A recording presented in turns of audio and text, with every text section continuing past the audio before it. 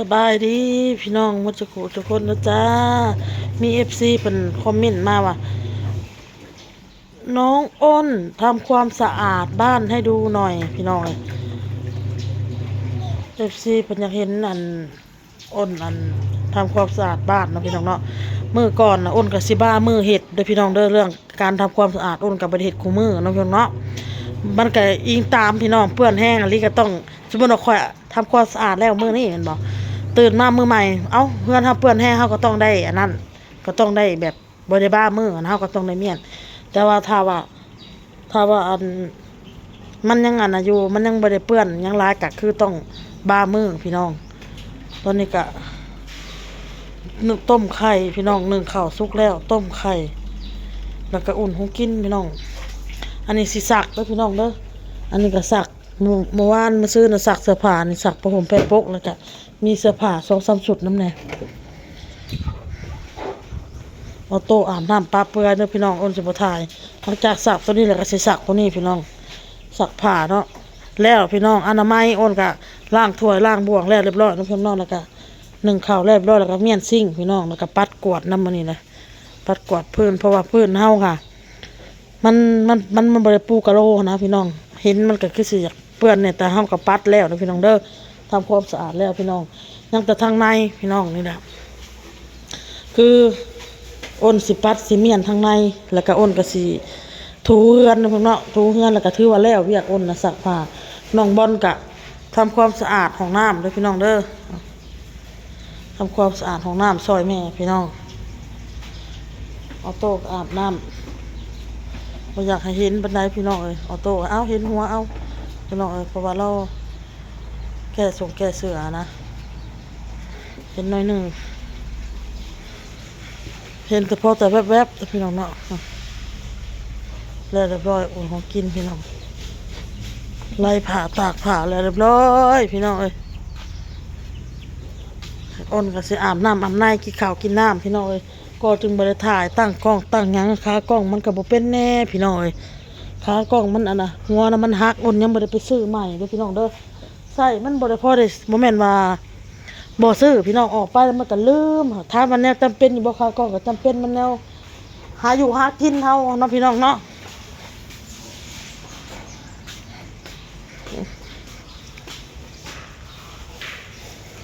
ขากล้องแม่จะไว้ใส่ลูกบอล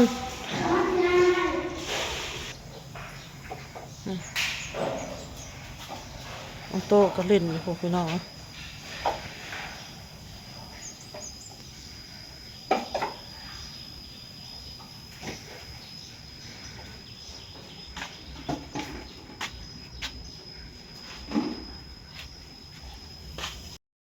สบายดีพี่น้องหมดทุกคนยังบ่แล้วเวียกแล้วงานแต่ก็มาตอบคอมเมนต์ของพี่น้องเบิ่งหน้าอ้นน่ะมันเป็นตุ่มพี่น้องเป็นตุ่มคันเลยพี่น้องคันแต่มันเป็นหยังเนาะคันเลยพี่น้องมันมีแป้งแป้งอหยังว่าสื่อมันพี่น้องแป้งอันนั้นก็โฆษณาแป้งบ่แล้วอ้นสิเอาให้เบิ่งดอกพี่น้องอ้นสั่งในออนไลน์เด้อพี่น้องเด้ออ้นทาครีมทาแต่ครีมแล้วบ่เป็นหยังพี่น้องทาแต่ครีมแล้วเฮาก็แต่งหน้าธรรมดาปกติแต่เวลาเฮาทาแล้วมันบ่แม่นแป้งที่อ้นสิซื้อ100 กว่าบาทเด้อพี่น้องเด้อมันมีอีกแป้งอันหนึ่งพี่น้อง100 กว่าบาทคือกันแป้งตัวนี้กับสีดำเนี่ยเอาจะมาให้เบิ่งพี่น้องนี่พี่น้องแป้งอันนี้อ้นสั่งออนไลน์พี่น้องเลยทาผัดมันผัดย่างอยู่บัญญัติอ้นละอ้นรู้สึกว่าอ้นละแพ้แล้วเนาะบ่ถึกพี่น้องเลยแบบเวลารู้สึกทาจะเป็นตุ่มคันๆเนาะพี่น้องเนาะแต่ว่าซื้อแป้งตัวนั้นมาทาแป้งตัวนั้นบ่เป็นหยังพี่น้องแป้งตัวนั้นธรรมดาเฮาทามันก็บ่ได้คันบ่หยังแต่ก็เลยคิดว่ามันยังหลายเสียดายพี่น้องก็เลยทาก็เป็นอันนี้นี่เป็นตุ่มคันสิได้ปะเลยพี่น้องเอ้ยสิได้ปะแล้วสิได้ยาเลยยังก็ยามันพี่น้องสิทาตัวซื้อใหม่เนาะพี่น้องเนาะ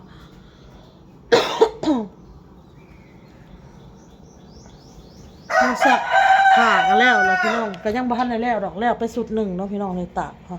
มันคืออยากขาวเนาะพี่น้องบ่อยากเห็นมันอยากขาวพี่น้องย ยังสักตัวนี้ไล่ตัวนี้ตากแล้วก็ถือว่าแล้วอ้นก็สิไปหาน้ำในพี่น้องหาน้ำในกินข้าวกินน้ำเนาะแล้วอยากมาตอบคอมเมนต์ FC ด้วยพี่น้องเด้อที่ FC เพิ่นคอมเมนต์มาว่าผัวขี้เกียจชาตินี้คงเจริญเพิ่นว่าเนาะพี่น้องเนาะเบาเต้เราก็ไปเฮ็ดเวียกแล้วพี่น้องเราก็ไปเฮ็ดเวียกแล้วมีเงินเงินเดือนแล้วแล้วก็มีอันเพิ่นเว้าใส่นะพี่น้องเนาะเพิ่นเว้าใส่เบาเต้พี่น้องเอ้ยเราก็เฮ็ดสำเนาเฮ็ดได้แล้วเบาเต้ให้เราเฮ็ดได้เฮ็ดกันทั้งไก่โอ้ยไก่นี่มาคันอยู่ในนี่บัดนี้สิให้เราเฮ็ดทั้งกลางเว้นกลางคืนบ่พี่น้องจังว่าเราดุหั่นนะเฮ็ดได้ก็ซำนี้แล้วพี่น้องเอ้ยมื้อคืนนี่กับน้องออโต้แล่นไปแล่นมาไปเหยียบซะบังแข่งอันซ้ำเนาเนาะ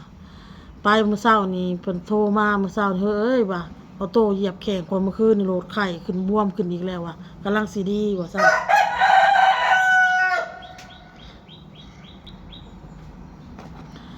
แล้วก็มีเอื้อยเนาะเอื้อยคนหนึ่งที่เพิ่นคอมเมนต์มาพี่น้องเลยเพิ่นก็หวังดีอะไรพี่น้องเนาะก็หวังดีแต่อ้นน่ะเคยเว้าอะไรคือบ่เต้แล้วเที่ยวเนาะพี่น้องเนาะจักสิให้อ้นเฮ็ดแนวใดเนาะพี่น้องเนาะอ้นก็เว้ากับเราไปแล้วพี่น้องบอกเราไปแล้วแต่ว่าผัวผัดเว้าจักสิให้ข่อยเฮ็ดแนวใดแล้วเว้าข่อยไปคิดฮอดลูกแล้วเว้าข่อยยังมาหาลูกคันเฮาเว้ากันหลายเรื่องนี่เฮาก็ผิดกันโดยที่บ่อยากผิดกันพี่น้องอ้นก็เลยจะเอาแล้วแต่ใจเราตามใจเราอยากเที่ยวก็เที่ยวเลยเฮ็ดได้ก็เฮ็ดแล้วแต่เราเพราะว่าคันเฮาเว้ากันเฮาลมกันผัวเมียเฮามันก็ผิดกันโดยที่หลีกเลี่ยงโดยที่บ่อยากมีปัญหาผัวเมียนะบ่อยากผิดกันพี่น้องก็เลยบ่เว้าเนาะเพราะว่าผ่านมากะมันเว้าอิหยังกันแต่ละเทื่อเย็นบ่อ้นบางทีอ้นก็อยากหนีอยากปะอยากแยกกันอยู่พี่น้องอ้นมุดมัดคิดไปคิดมากะเฮาต้องเอาใจผัวนำเอาใจผัวมาใส่ใจเฮาผัวก็ต้องเอาใจเฮาไปใส่ใจเขาเนาะพี่น้องเนาะผิดกันดุพี่น้องเลยผิดกันดุอ้นก็เลยมาคิดซะว่าแนวใดมันสิบ่ผิดกันผัวเมียเฮาอ่ะนะแนวใดมันสิบ่ผิดกันแนวใดมันสิอันนั้นก็เลยตามใจเราอันมีเงินใส่น้ำมันรถกะเราเที่ยวมาเราบ่มีเงินใส่น้ำมันรถก็แล้วแต่เราหักมีวิธีเอาน้ำหมู่พี่น้องเอ้ยเอาน้ำหมู่น้ำคู่เอาน้ำเอื้อยบ่เอาน้ำน้องน้ำนุ่งบ่ขอกับบ่ฮู้น้ำลาวเนาะบางทีเราก็เบิกเงินก่อนเรามานะพี่น้องแต่คือบางทีผัวเฮ็ดเวียกเงินเดือนเนาะเงินเดือนเราได้นี่ 6,000 พี่น้องเงินเดือนเรานี่ 6,000 5,000 บ่6,000 พี่น้องเนาะ 6,000 ปลายบ่เพราะว่าทางบริษัทเพิ่นสิมีเงินกินให้มื้อนึง25,000พี่น้องมื้อนึง25,000กีบถ้าเป็นเงินบาทนี่มันเท่าไหร่บ่ถ้าว่า50 บาทก็50 บาทก็30,000เนาะพี่น้องสิประมาณ40บ่45 บาทบ่พี่น้องสิประมาณนี้เนาะมื้อละ45 บาทเงินกินน่ะเฉพาะเงินเดือนล่ะตายโตละเดือนนึง4ล้านก็ตกเดือนนึง 6,000ผมบอกแต่คืออ้นให้เพิ่นคือเดือนนึง 6,000อ้นน่ะขอนำเพิ่นน่ะมีแต่ว่าให้เพิ่นมาถอกแบบความหมายก็คือให้เพิ่น 2,000 นะอ้นจะเอา 4,000 ประมาณนี้ 2,000 น่ะเราก็อาจจะไปยืมหมู่เราบ่รู้ว่าใดๆเนาะ100,000 200,000แบบ100 200แบบนี้นะเราก็ไปใช้ประมาณนี้เนาะพี่น้องเนาะเลยก็เอาให้เราพอเราการหนึ่งมาเราก็เฮ็ดเวียกเฮ็ดงานเราก็เมื่อยเนาะพี่น้องเนาะให้เพราะว่าอ้นขอคือนี่เงินในจำนวน 4,000 นี่คือต้องเอามา1เงินเดือนอ้นก็คือกันพี่น้องเอ้ยเฮาเอามาใช้หนี้หั่นแหละคันสิเว้าแล้วก็เหลือจากใช้หนี้เฮาก็มาไว้ใช้จ่ายซื้ออยากซื้อกินในครอบครัวเนาะพี่น้องเนาะอดเอาอ้นบอกเพิ่นอดเอาสู้เอาอดคืออ้นเว้าเจ้ากินฮอดลูกกินฮอดเมียเจ้าก็อดเอาเอ้ยอ้นก็บอกไปแล้วเนาะคือ FC คอมเมนต์มาแหละคือเฮาลมกันน่ะมันก็มีแต่สิผิดกันซื่อๆเนาะผัวเมียเนาะบางทีเราเลิกเวียกมาฮอดโมงมาบางทีอ้นก็กินข้าวพาลูกกินข้าวกินน้ำบางทีอ้นก็บ่ได้คิดว่าผัวสิมาบางทีก็เห็นเราปะโลมาไปสิบางทีอ้นว่าเราโทรมาบอกมื้อนี้ข่อยสิมาเด้อบางทีเราก็บ่ได้มาบางทีเราบอกว่ามื้อนี้ข่อยสิมื้อเด้อแล้วก็มาบางทีก็บ่ได้บอกบางทีเราก็บ่ได้บอกเรามาบางทีนะบ่เตพี่น้องคือ หลีกเลี่ยงโดยการที่บ่อยากผิดกันแล้วแต่พี่น้องอดขี้ข้านเว้าเนาะพี่น้องเพราะว่าเมื่อยเว้าแหละบางที FC ก็ว่าเจ้าอย่าเอาใจผัวเจ้าหลายเด้อเจ้าสิเอาใจหลายได้พี่น้องเอ้ยอ้นเว้าผากไปในคลิปให้เราเบิ่งในคลิปซะคันเฮาเว้าหน้าซึ่งหน้าก็เฮาเว้ากันแล้วนะเนาะพี่น้องเนาะอยากมากอะให้เรามาแล้วเฮ็ดได้ซะพี่น้องเอ้ยคำเฮาเว้ากันแล้วเด้บอกกันแล้วเด้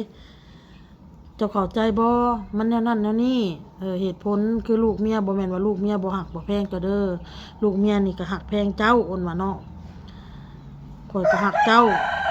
ดูโตนเจ้าหนึ่งมากับขับรถขับรางมากับเป็นห่วงย่านรถย่านล่างรถเวียนรถ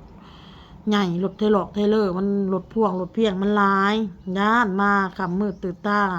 บ่อยากให้มาเที่ยวมาดูอาทิตย์1-2เทื่ออ้นบอกไป